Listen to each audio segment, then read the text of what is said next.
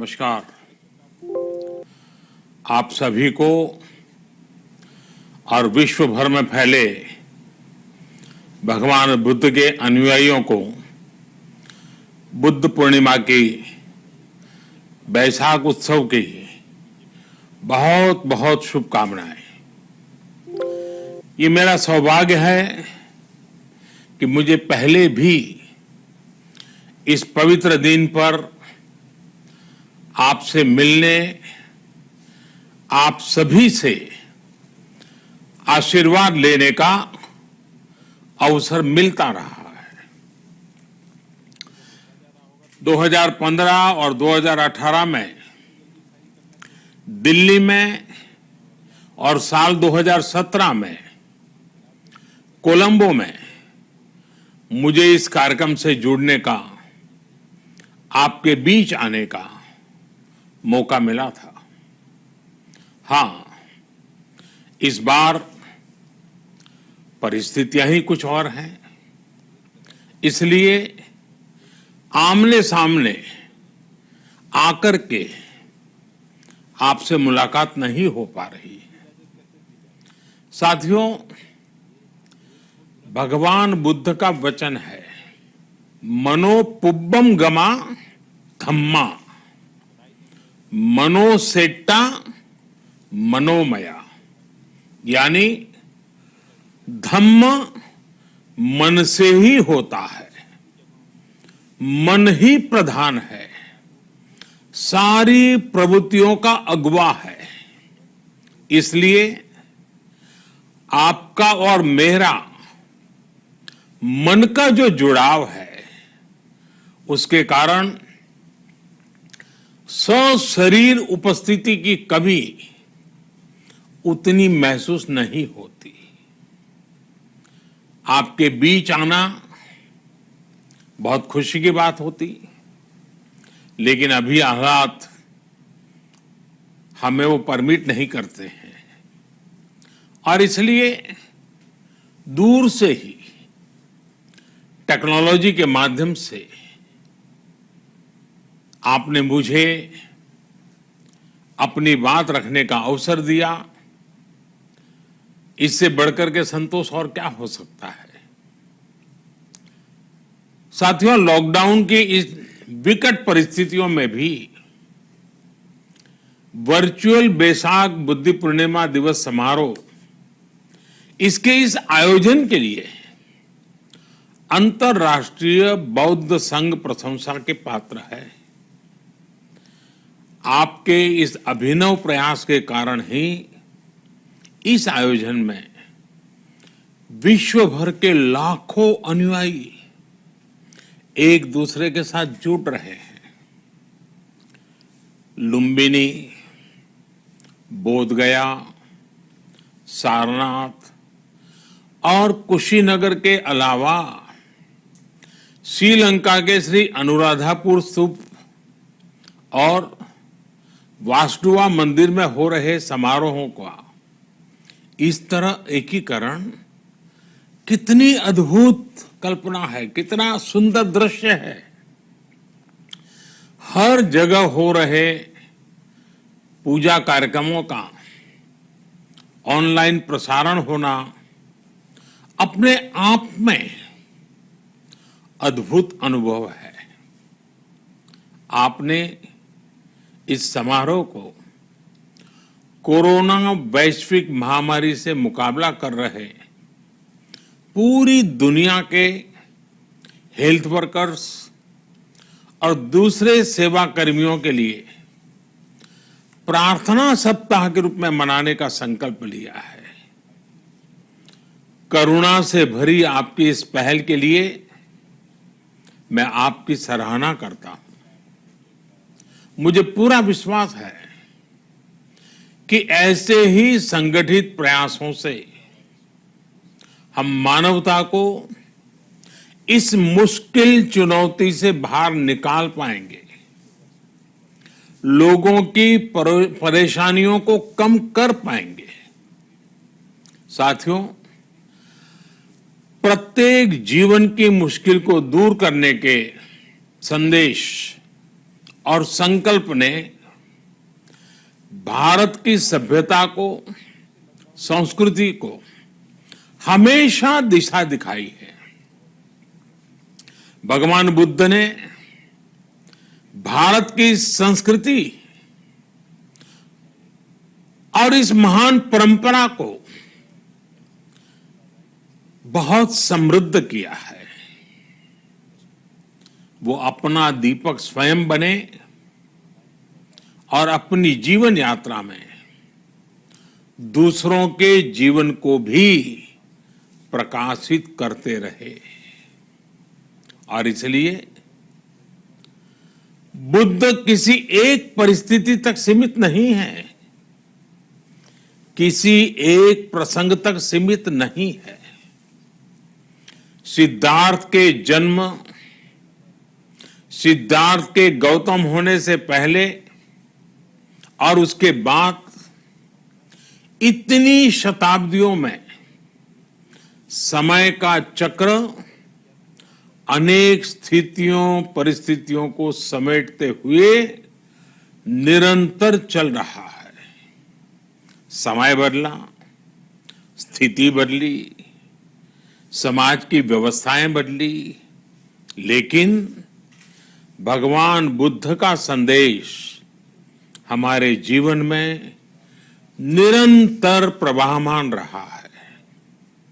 ये सिर्फ इसलिए संभव हो पाया है क्योंकि बुद्ध सिर्फ एक नाम नहीं है, बल्कि एक पवित्र विचार भी है। एक ऐसा विचार जो प्रत्येक मानव के हृदय में धड़कता है, मानवता का मार्गदर्शन करता है। बुद्ध त्याग और तपस्या की सीमा है। बुद्ध सेवा और समर्पण का पर्याय है। बुद्ध मजबूत इच्छा शक्ति से सामाजिक परिवर्तन की पराकाष्ठा है। बुद्ध वो है जो स्वयं को तपाकर, स्वयं को खपाकर, खुद को न्योछावर करके पूरी दुनिया में आनंद फैलाने के लिए समर्पित है। और हम सभी का सौभाग्य देखिए, इस समय हम अपने आसपास ऐसे अनेकों लोगों को देख रहे हैं जो दूसरों की सेवा के लिए, किसी मरीज के इलाज के लिए, किसी गरीब को भोजन कराने के लिए, किसी अस्पताल में सफाई के लिए, किसी सड़क पर कानून व्यवस्था बनाए रखने के लिए चौबीसों घंटे काम कर रहे हैं। भारत में, भारत के बाहर ऐसा प्रत्येक व्यक्ति, विश्व के हर कोने में ऐसा प्रत्येक व्यक्ति अभिनंदन का पात्र है, नमन का पात्र है।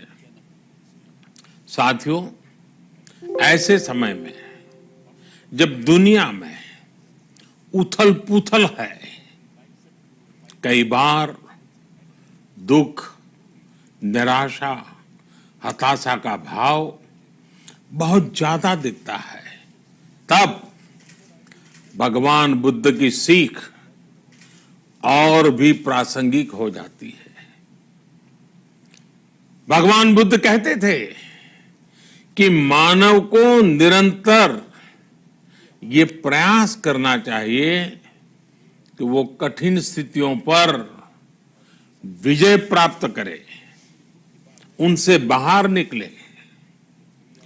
थक कर रुक जाना ये विकल्प नहीं हो सकता। आज हम सब भी एक कठिन परिस्थिति से निकलने के लिए निरंतर जुटे हुए हैं, साथ मिलकर काम कर रहे हैं। भगवान बुद्ध के बताए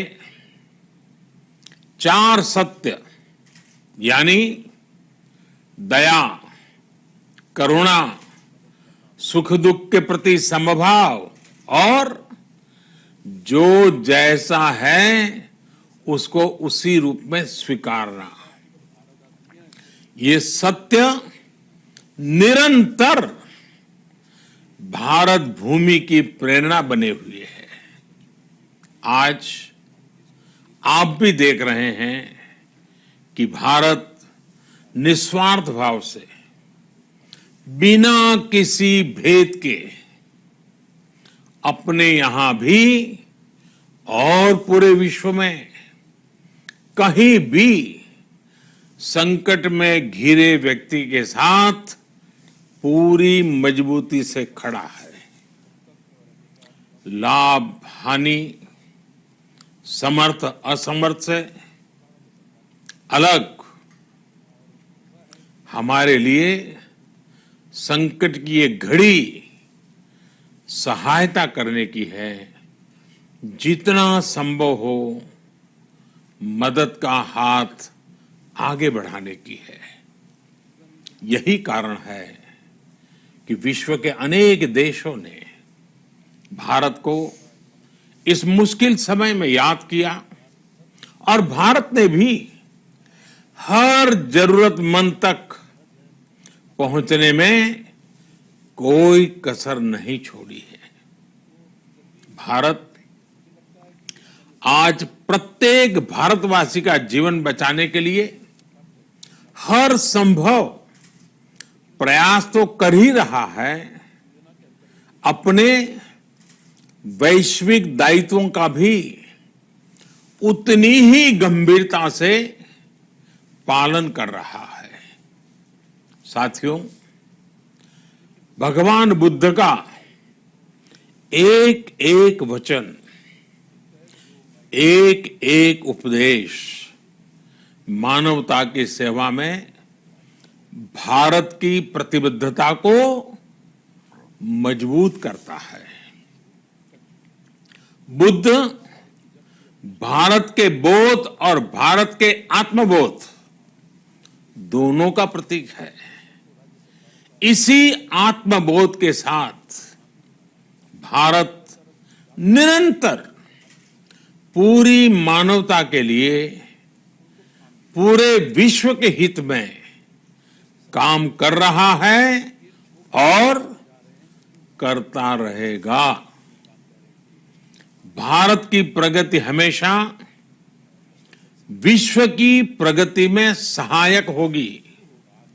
साथियों, हमारी सफलता के पैमाने और लक्ष्य दोनों समय के साथ बदलते रहते हैं, लेकिन जो बात हमें हमेशा ध्यान रखनी है वो ये कि हमारा काम निरंतर सेवा भाव से ही होना चाहिए। जब दूसरे के लिए करुणा हो, संवेदना हो और सेवा का भाव हो तो ये भावनाएं हमें इतना मजबूत कर देती हैं कि बड़ी से बड़ी चुनौती से आप पार पा सकते हैं। सुप्पबुद्धम पबुज्जन्ति सदा गौतम सावका, यानी जो दिन रात हर समय मानवता की सेवा में जुटे रहते हैं वही बुद्ध के सच्चे अनुयायी हैं। यही भाव हमारे जीवन को प्रकाशमान करता रहे, गतिमान करता रहे। इसी कामना के साथ आप सभी का बहुत बहुत आभार।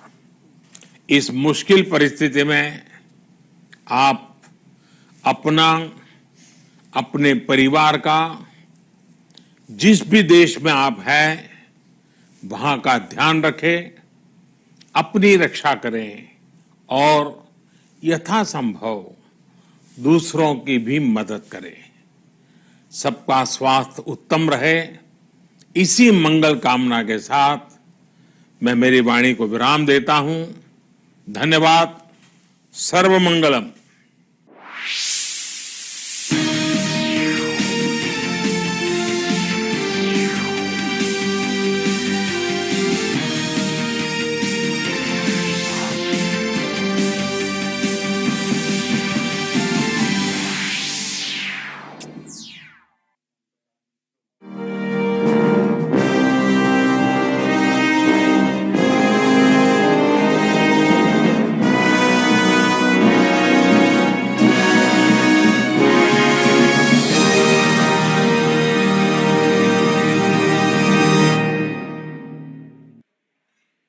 डीडी फ्री डिश, भारत की एकमात्र फ्री डीटीएच सर्विस।